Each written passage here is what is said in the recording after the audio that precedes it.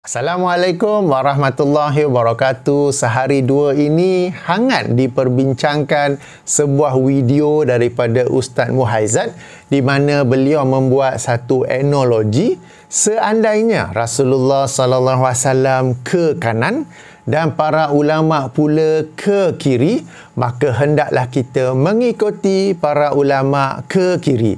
Video pertama beliau ini yang agak pendek telah menerima banyak kritikan.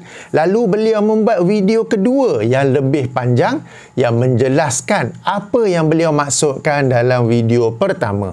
Jadi kedua-dua video ini ada saya bagi link ataupun pautannya di bahagian description. Mana description? Okay, exit video ini tag pada tajuk, di situ ada descriptionnya ya. Baik.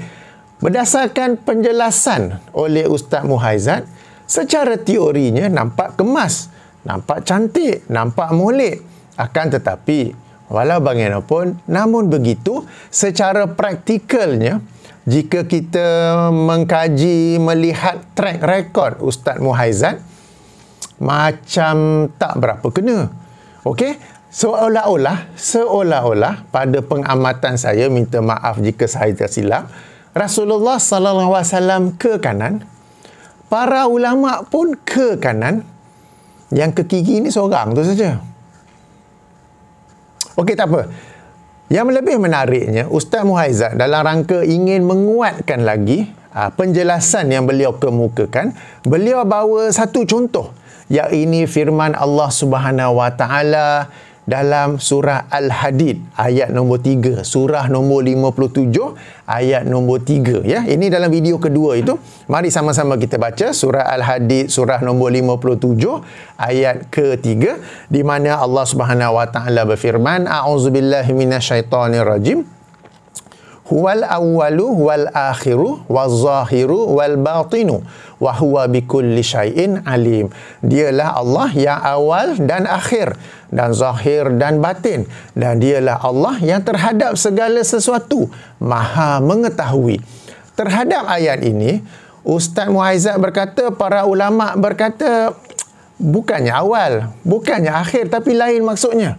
Dan beliau menjelaskan lagi pada minit 2.20 dalam video keduanya, kalau kita ikut kata Tuhan ada awal, ada akhir, tidak ke selok, tidak ke jadi punah.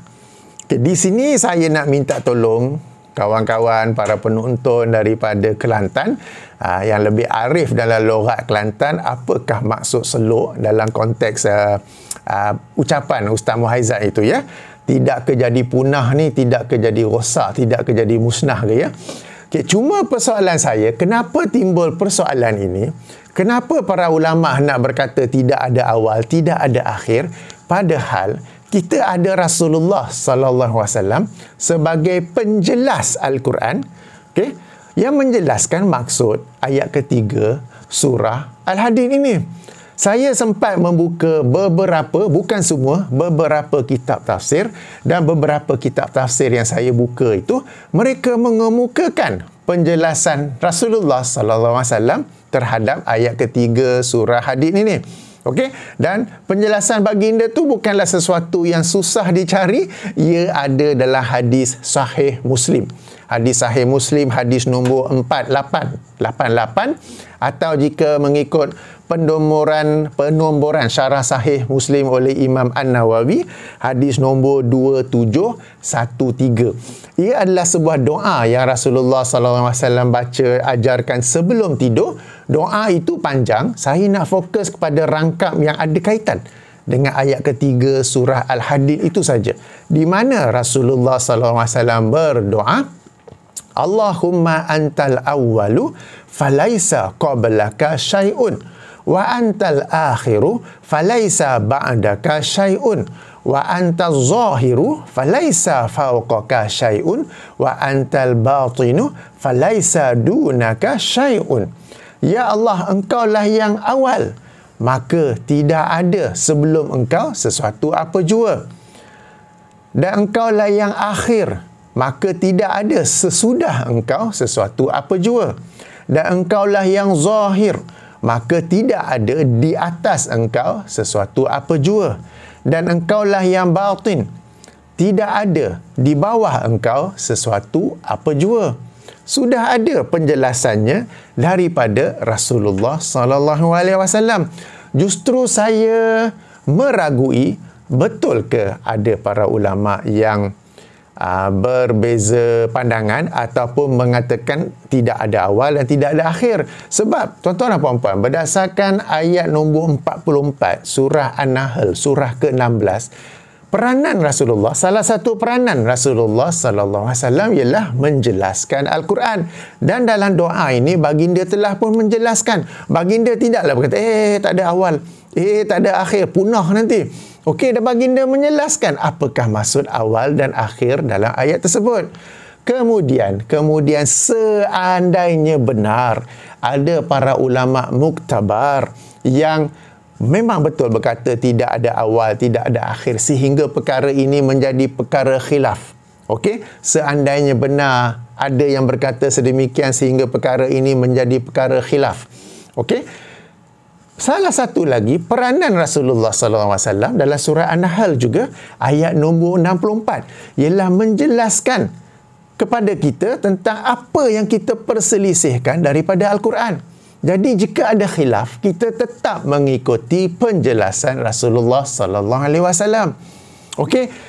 Meskipun saya masih lagi meragui kalau benar ada ulama muktabar. Ingat muktabar sebab kadang-kadang sebahagian orang sebut je ulama, bila cari-cari tak ada pun ataupun okey, jadi seandainya betul ada khilaf, kita tetap mengikuti penjelasan Rasulullah sallallahu alaihi wasallam dan jelas di sini apakah maksudnya jelas di sini Jadi tuan-tuan dan puan, contoh yang dibawa oleh Ustaz Muhaizat ni pun macam tak kena lah. Jadi tuan-tuan dan puan, bagi analisa saya, pada analisa saya, Rasulullah sallallahu alaihi wasallam ikut jalan kanan, ada para ulama yang ikut sama jalan kanan. Dan kita pun ayo sama-sama kita ikut jalan kanan. Kita ikut Rasulullah dan kita ikut para ulama yang mengikuti Rasulullah. Mereka inilah para ulama pewaris Nabi. Sebab Nabi SAW tidak mewariskan dinar dan dirham, tetapi baginda mewariskan Al-Quran dan juga sunnah. Di kalangan para ulama ada yang sungguh-sungguh menjelaskan sunnah. Seperti para ulama dalam kitab-kitab tafsir yang saya rujuk, yang mereka menjelaskan maksud ayat ketiga surah Al-Hadid berdasarkan hadis Nabi SAW. Mereka ini berada di jalan kanan. Ayo sama-sama kita ikut jalan kanan. Okey. Kalau dikatakan tak boleh nak ikut secara zahir, secara face value, secara literal, sabda Nabi SAW ataupun ayat Quran, tak apa. Para ulama yang bersama-sama berada di jalan sebelah kanan ni akan menjelaskannya. Di sebelah kiri mungkin ada segelintir. Yang segelintir yang mereka ni suka bagi petua-petua yang menyelisihi sunnah Rasulullah. Mereka suka beri ajaran-ajaran yang menyelisihi daripada Al-Quran. Dan macam-macam lagi. Ada segelintir. Ayuh tuan-tuan dan puan-puan, kita meninggalkan mereka. Kita ikut jalan kanan. Berdasarkan contoh, surah Hadid ayat ketiga ni tafsirnya oleh Rasulullah SAW. Tafsirnya oleh beberapa ulama tafsir yang saya buka. Sudah tentu salah satu daripadanya ialah tafsir Ibn Katsir, tafsir Ibn Katsir. Saya buka tafsir Asy-Syaukani, Fathul Qadir. Saya buka tafsir As-Sa'di. Mereka semua menjelaskan berdasarkan hadis ini. Okey, jadi ayuh kita ikut Rasulullah di sebelah kanan. Para ulama pun memang ada di sebelah kanan. Mereka ni pewaris Nabi. Ayuh sama-sama kita ikut sebelah kanan. Di sebelah kiri ni mungkin ada segelintir. Ayuh kita sama-sama tinggalkan. Bahkan jika kita mampu, ayuh sama-sama kita tarik orang-orang yang tersalah ikut ke sebelah kiri itu, kita tarik sama-sama. Jom geng, kita ke sebelah kanan. Jom kita ke sebelah kanan Jadi ini saja yang ingin saya sampaikan. Subhanakallahumma wa bihamdika asyhadu an la ilaha illa anta astaghfiruka wa atubu ilaika. Assalamualaikum warahmatullahi wabarakatuh.